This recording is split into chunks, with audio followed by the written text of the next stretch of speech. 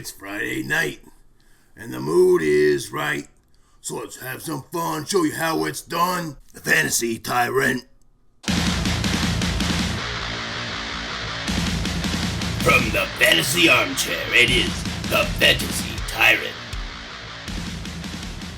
Hey there, fellow fantasy football freaks. Welcome back to Fantasy Armchair. Now, I'm not going to waste too much of your time, but if you want to skip ahead a bit, I've got timestamps down below in the description for your convenience, of course. Don't forget about the quest for 1,000. Once I hit 1,000 subscribers, I've got some big things planned to thank all of you for your support, including a 2-prize Grandprize Giveaway. More information on that on the video link floating above my head. So do your part. Click subscribe if you haven't, hit that like button, and spread this video out to any way you can. I appreciate it as usual. Now, with no further ado, yeah, you know what that music means. It's time for my top 10 rookie wide receivers to draft in Dynasty. Number 1, Drake London. When you're 6'4" and 219 pounds and still run a 4.5 40, it doesn't matter what you do or what position you play, you're gonna be drafted to a football team. Hell, you could be a janitor at a middle school and NFL scouts will still follow you around as you sweep up corn nuts and mop up Mountain Dew. Regardless of any other ability, they'll plug you in on the O-line or D-line and call it a day.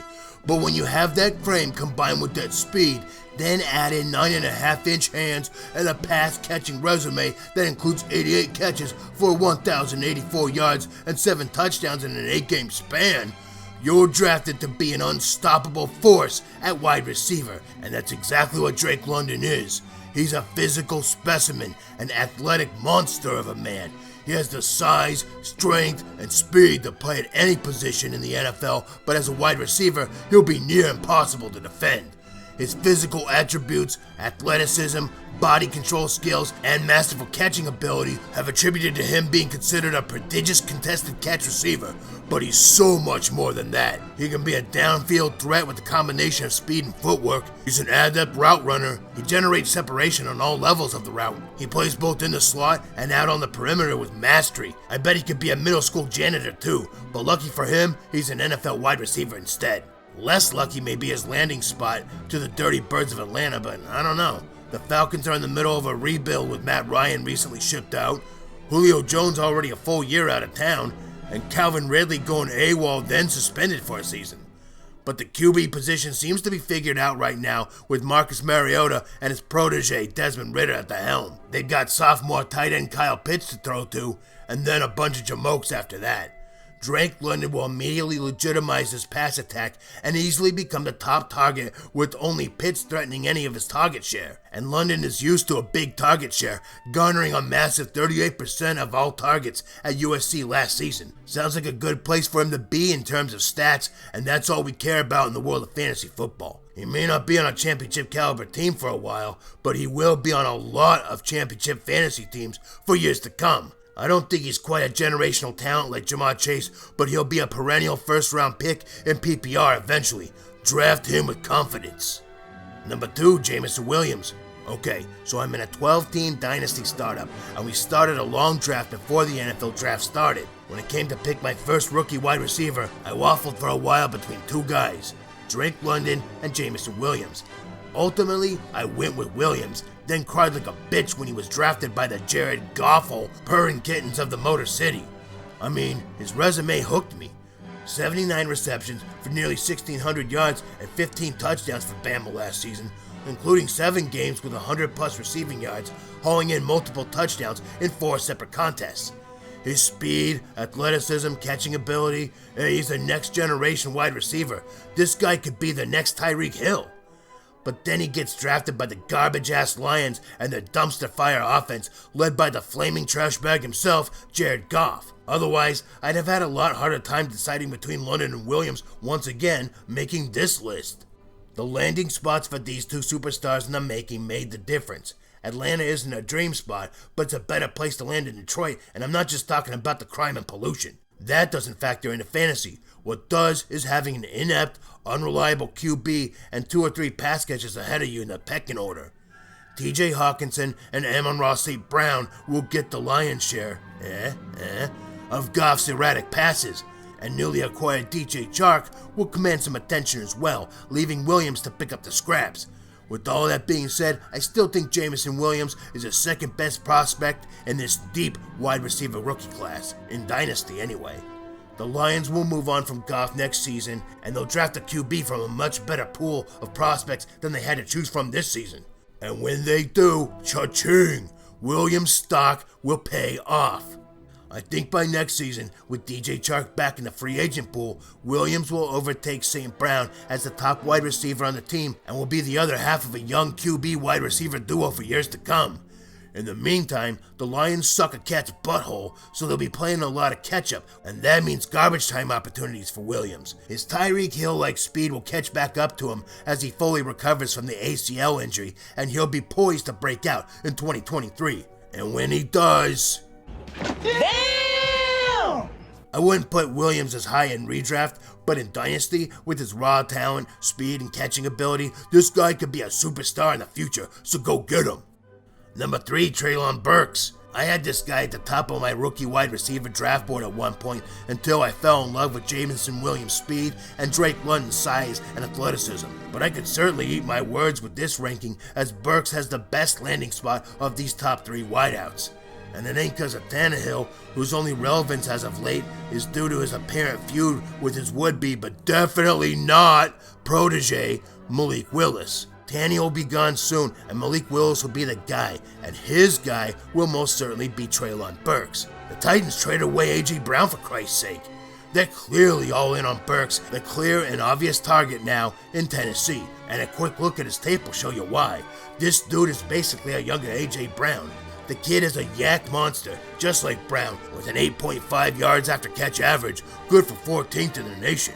It's obvious that the Titans plan to utilize Burks the same way they did Brown, and just to give you an idea of what we're talking about here, over the past 2 seasons, A.J. Brown sported a 26.5% target share, saw 44% of the wide receiver targets and 45% of the receiving yards. That equated to nearly 3,000 yards and a 15.1 PPR point per game average. In time, once the QB situation smooths out, you can expect similar level production, if not better, from Burks. I think a lot of his success will depend on the talent of Malik Willis and whether or not the Titans OC Todd Downing can draw up a playbook that can properly utilize his talents along with what Burks brings to the table. The only reason Burks is this far down is because the Titans are clearly a run-first offense. But Treylon should get enough attention to be a low-end wide receiver 1, high-end wide receiver 2 when all is said and done. Bet on it and snag him up if you can. Number 4, Garrett Wilson. I think most savvy analysts have the same top 4 wide receivers in this rookie class, but in various orders. An argument can be made for any of these top 4 to be the king of the hill. Damn it. And I would have a hard time debating it because any of these top 4 rookie receivers could be superstars and foundational players for any Dynasty squad. I've seen Wilson go as high up as the top spot for rookie wide receivers, and I've got no issue with that. But sometimes it's all about where a player ends up. Landing on the Jets, I do think it's going to take him a moment to break out, as he'll be behind Corey Davis and Elijah Moore on the depth chart. And let's not forget about Braxton Berrios, as well as Hall and Carter. While I would love a Wilson-to-Wilson connection to be a thing, I don't know how much I trust Zach Wilson to support multiple fantasy star wide receivers. Probably about as much as I trust a shirtless Vladimir Putin not to abuse that horse. It'll be hard for Wilson to get a high enough target share at this point to be fantasy viable. On the other hand, Garrett Wilson has the chops to be a big-time receiver in the future. He put up a respectable 70-catch, 1,058-yard, 12-touchdown season last year for the Ohio State. Wilson's route running abilities are hard to match, leaving defensive backs in the dust with his speed and fancy footwork. Speaking of speed, dude ran a 4.3840, and that kind of speed matched with superb route running ability will help him get separation on the NFL level. So I do think that he's going to be a star in the future, a high-end wide receiver too at least. But it may take a year or two and some situations to break a certain way for that to happen. Time will tell. But I'm not letting a talented guy like this slip past the middle of the first round in rookie drafts. Number 5, Sky Moore. We've talked a lot about landing spots hurting rookie projections, but here's a case of the opposite. Moore landed in the best spot possible as a replacement for Tyreek Hill, catching passes from Super Bowl winning stud QB Pat Mahomes in an offense that's already built to cater to more skill set. Surely the Chiefs would have preferred Jameson Williams here, but to get Sky Moore where they did, they'll be happy with the booby prize. Another speedster in this draft, running a 4.41 40. He's not quite as fast as Hill or Williams, but he's quick enough to create separation and be a downfield threat. He'll have a year to learn from Juju, and then he'll become the top wide receiver target for Mahomes starting next season. Depending on how quickly he catches on, no pun intended, he could even see enough of a role to be a useful fantasy asset this season as well. Plus, us analysts are gonna make a bunch of Sky jokes now, like, I think he's got star potential and leaves nothing up in the air about his talent. Yeah, brace yourselves for a bunch of that kind of shit. His one drawback is his size, but his attributes make the difference, and he's quick off the line, masterful with his cuts, and runs beautiful routes. He has the experience and production of a top dog wide receiver, touting a 30% target share at Western Michigan. He plays both in the slot and on the perimeter at a high level. He's another yards after catch guy, and tied for the top spot in forced missed tackles last season with 26. He's quick, elusive, and disciplined. His size won't hold him back too much when he manages to get wide open. And with his skill set and in this offense, that'll likely be more times than not. The sky's the limit for this guy. Yeah, see, I told you. Not a bad pickup for the first round of rookie drafts. Number 6, Chris Olave.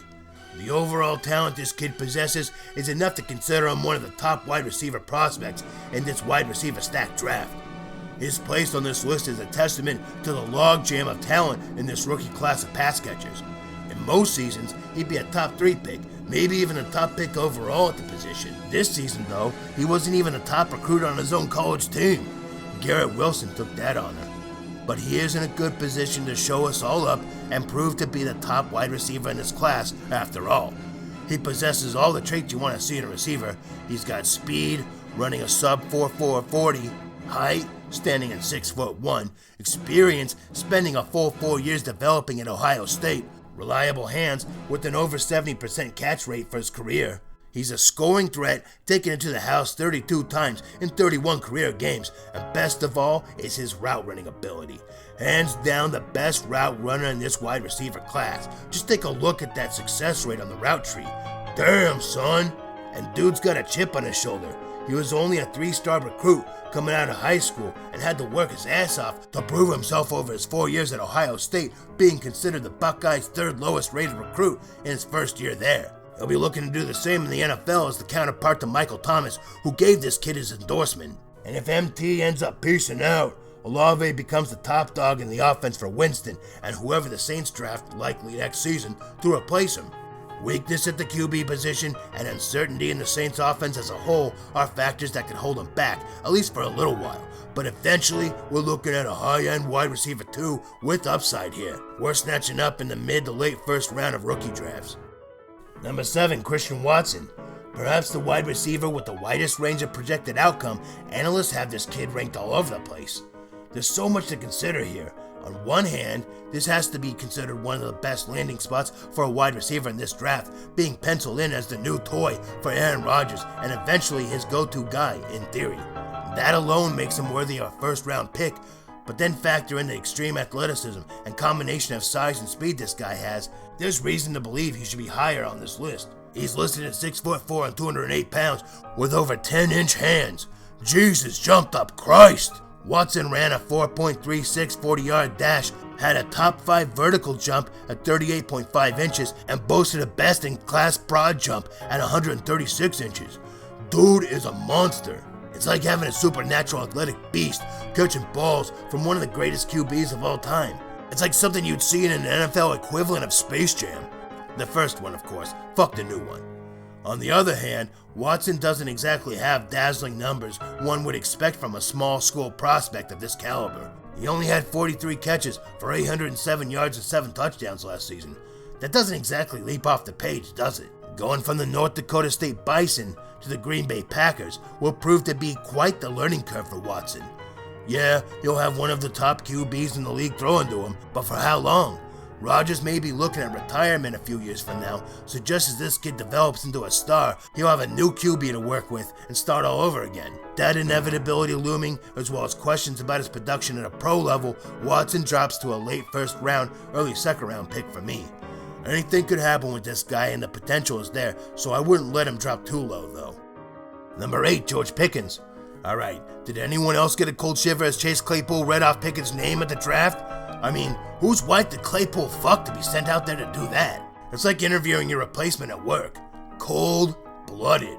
Anyway, Pickens will be competing for target share on the Steelers against sometimes stud-like wide receiver Deontay Johnson, up-and-coming stud tight end Pat Freiermuth, stud pass-catching running back Najee Harris, and the aforementioned odd man out, Chase Claypool. Even fellow rookie Calvin Austin could find himself in the mix.